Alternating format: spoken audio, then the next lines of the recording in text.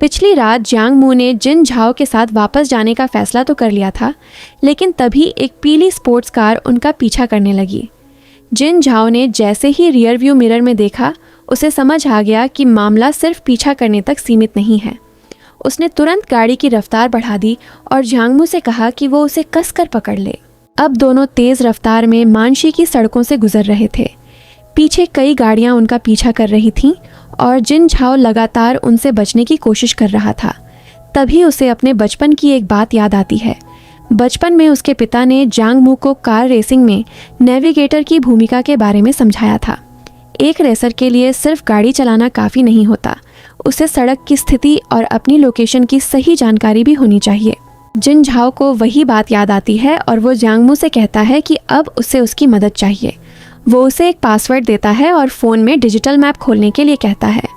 उसमें एक location pin की हुई थी और जियांग मू को रास्ता बताना था। जियांग मू तुरंत फ़ोन निकालकर रास्ता देखने लगती है।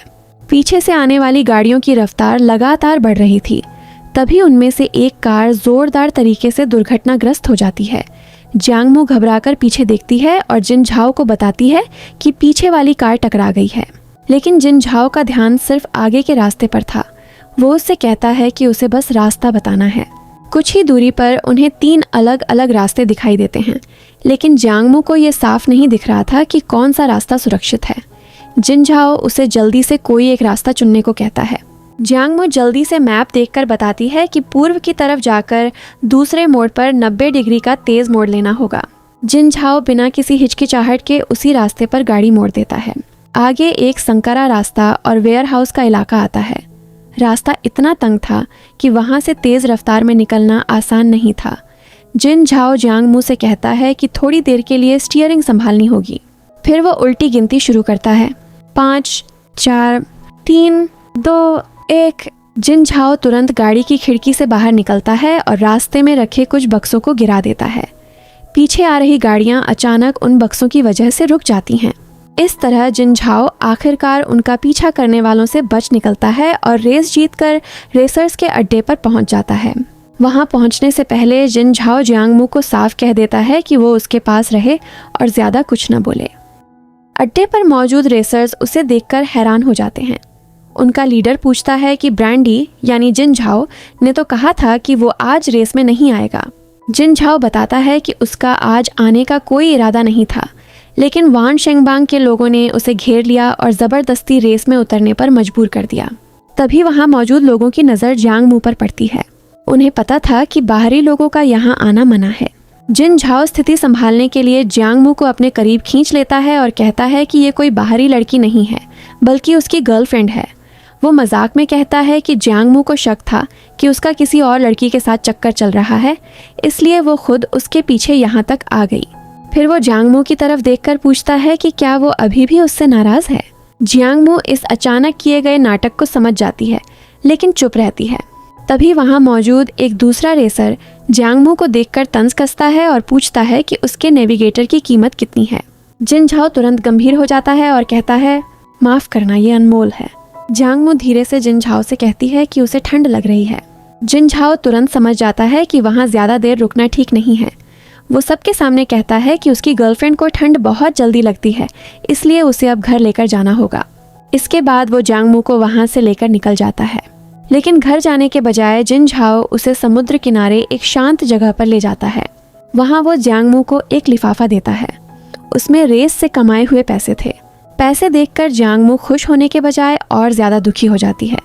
वो जिन झाओ से पूछती है कि क्या वो सिर्फ पैसों के लिए अपनी जान जोखिम में डालता रहेगा। आज एक गाड़ी टकराई है, लेकिन अगर अगली बार उसे कुछ हो गया तो।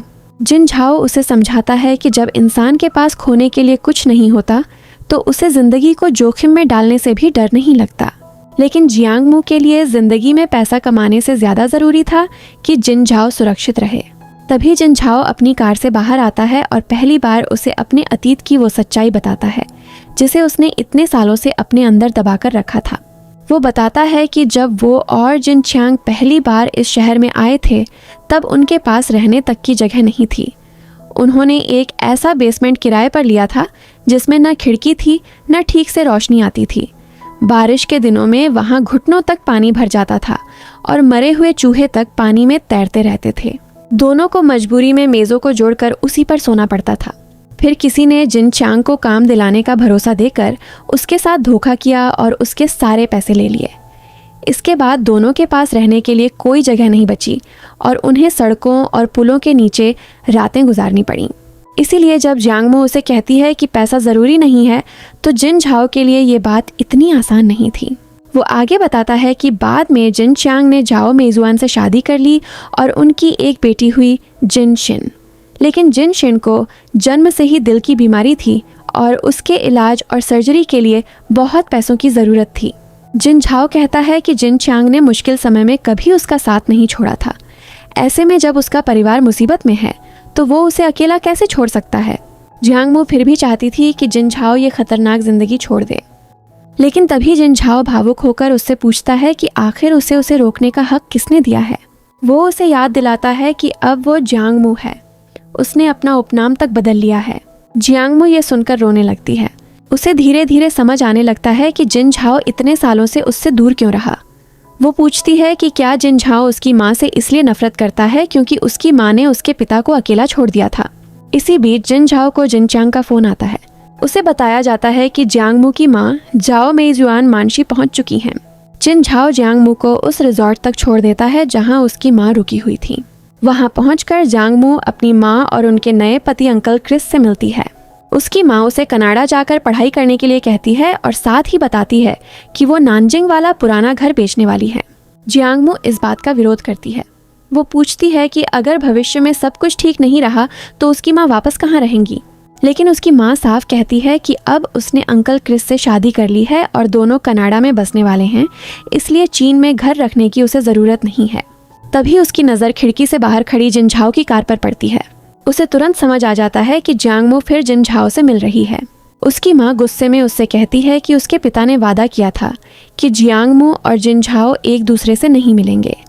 अब वो बड़ी हो चुकी है, इसलिए उसे जिन झाओ से दूरी बनाकर रखनी चाहिए। फिर वो एक ऐसी बात कहती है जो जियांगमो के लिए बहुत बड़ा झटका थी। वो कहती है कि जिन झाओ उसका असली भाई नहीं है क्योंकि दोनों के बीच खून का रिश्ता नहीं है।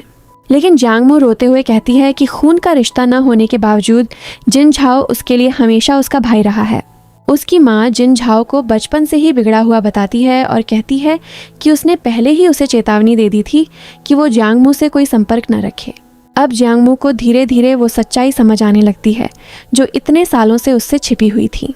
जिन झाओ ने उसे भुलाया नहीं था, उसे उससे दूर रहने के लिए मजबूर किया गया था। जियांगमो अपने कमरे में चली जाती है। वहाँ उसकी नज़र एक पुराने दराज पर पड़ती है। दराज के नीचे उसे कुछ पुराने खतों का बंडल दिखाई देता है। जियांगमो उन खतों को देखते ही पहचान जाती है। ये वही खत थे जो उसने बचपन में जिन झाओ को लिखे थे। वो सोचती थी कि जिन झाओ ने कभी उसके किसी खत का जवाब नहीं दिया था और शायद उसे पूरी तरह भूल चुका था। लेकिन जब वो खत खोलती है तो उसकी आंखों के सामने ऐसी सच्चाई आती है जिसकी उसने कभी उम्मीद नहीं की थी। जिन झाओ ने उसके सारे खत संभाल कर रखे थे। हर खत के पीछे उसने जियांगमो के बचपन के चित्र बनाए थे और उनके साथ लिखा था, मुझे माफ़ करना, मुझे तुम्हारी याद आती है। ये देखकर जियांगमो खुद को रोक नहीं पाती।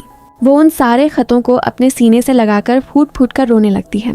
जिस इंसान के बारे में वो इतने सालों से सोचती रही कि उसने उसे भुला दिया, असल में जिन झाओ ने उसे कभी नहीं भुलाया था। उसने उसके खत संभाल कर रखे थे, उसकी यादों को अपने पास रखा था और सिर्फ इसलिए उससे दूर रहा क्योंकि उसके सामने ऐसी मजबूरियां थीं जिन्हें जियांगमो उस समय समझ नहीं सकती थी।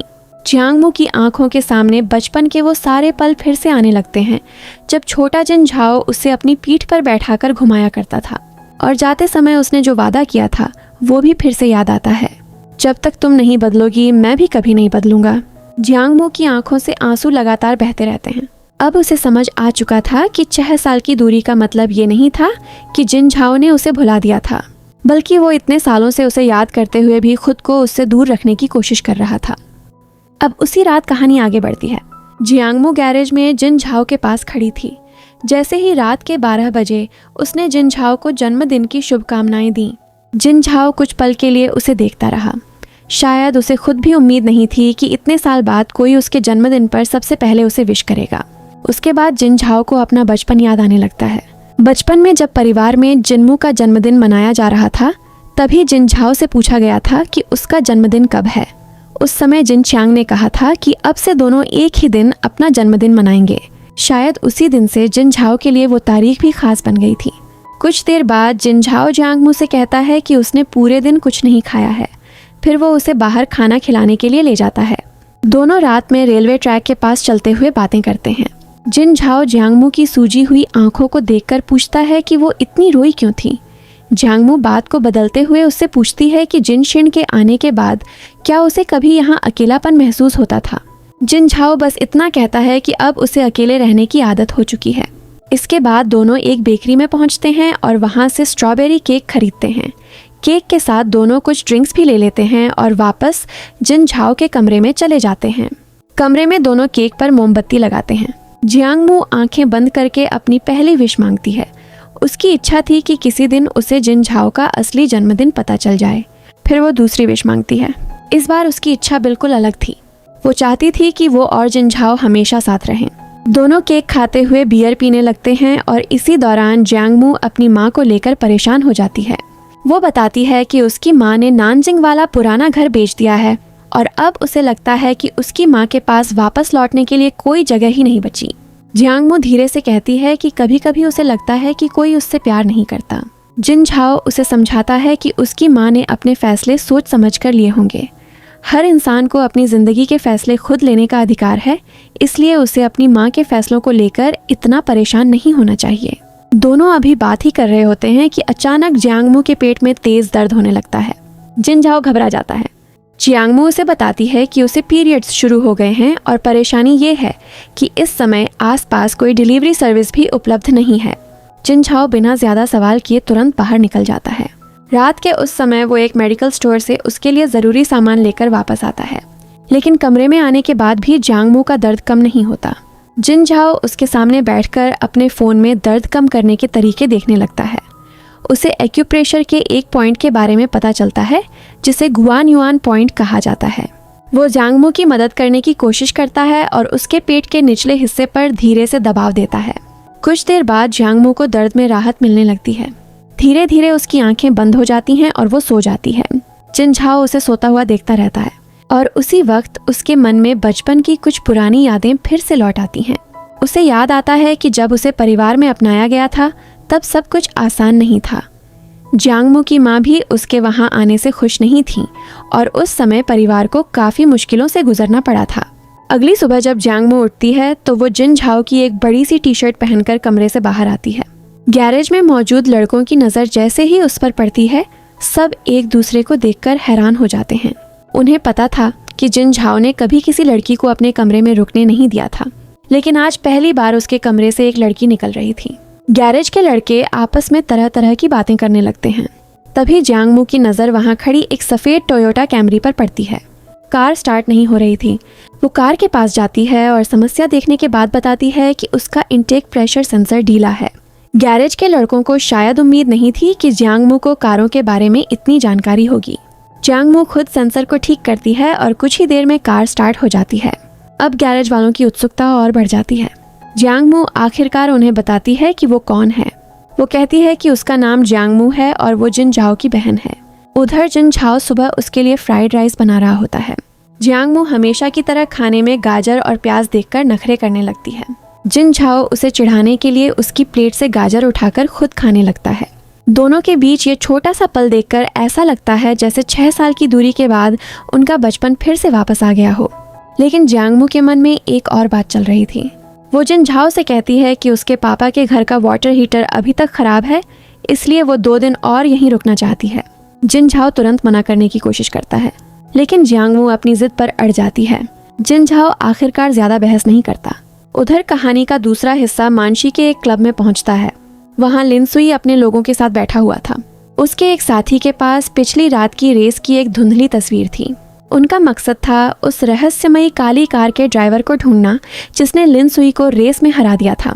लिन सुई को सिर्फ इतना पता था कि वो काली कार बेहद खास थी और उसका ड्राइवर सामान्य रेसर नहीं था। उसे पिछली रात की वो रेस याद आती है। पहाड़ी रास्तों के खतरनाक मोड़ों के बीच लाल रंग की उसकी रेसिंग कार पूरी रफ्तार से आगे बढ़ रही थी, लेकिन तभी वो रहस्यमयी काली कार सामने आती है। उसकी ड्राइविंग इतनी खतरनाक और सटीक थी कि लिन सुई की कार उसके सामने टिक ही नहीं पाती। काली कार तेज ड्रिफ्ट लेते हुए एक के बाद एक मोड़ पार करती जाती है और आखिरकार लिनसुई को पीछे छोड़ देती है। अब लिनसुई के लिए ये सिर्फ एक हार नहीं थी, वो उस अज्ञात रेसर को हर हाल में ढूंढना चाहता था।